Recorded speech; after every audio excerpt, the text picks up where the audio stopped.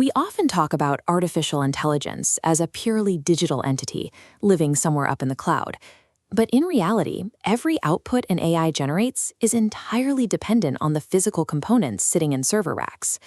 We rightfully credit the rise of generative AI to new software architectures, like the transformer model.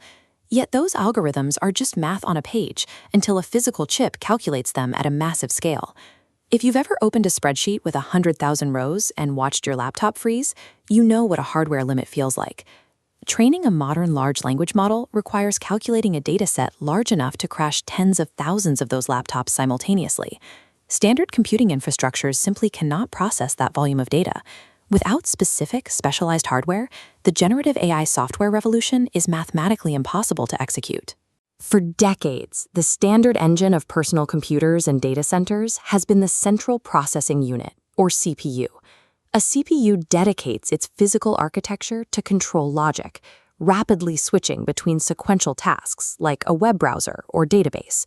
But when asked to solve millions of identical mathematical equations simultaneously for AI, it gets completely overwhelmed. The CPU's control logic forces it to schedule and process those calculations sequentially. Its greatest strength, handling a wide variety of tasks, becomes a fatal bottleneck when forced to process massive, singular AI operations. The solution to this traffic jam came from a highly unlikely place, the video game industry, specifically the graphics processing unit, or GPU.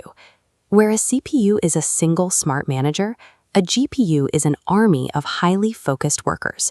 It strips away complex control logic to fit thousands of smaller processing cores onto a single chip, specifically designed to handle parallel math operations.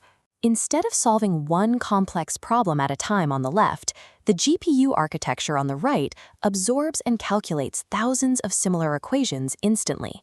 Rendering realistic video game lighting or the physics of an explosion requires executing the exact same mathematical operation across millions of pixels simultaneously. Generative AI requires those same massive parallel statistical calculations to predict the next word in a sentence. The hardware originally engineered to calculate video game textures turned out to be the exact mechanical structure required to process modern artificial intelligence. Processing power is only half the equation. An AI model relies on parameters, or weights, the numerical values that determine how the model makes decisions. Storing these weights places an immense physical burden on a system. This line chart tracks the physical scale of those parameters over time. Back in 2018, an early open language model called BERT had about 110 million parameters. Today, models regularly exceed 1 trillion parameters, pushing the data burden into a severe exponential climb. Holding trillions of data points so the processor can actually use them requires a massive container of dedicated short-term memory, known as VRAM.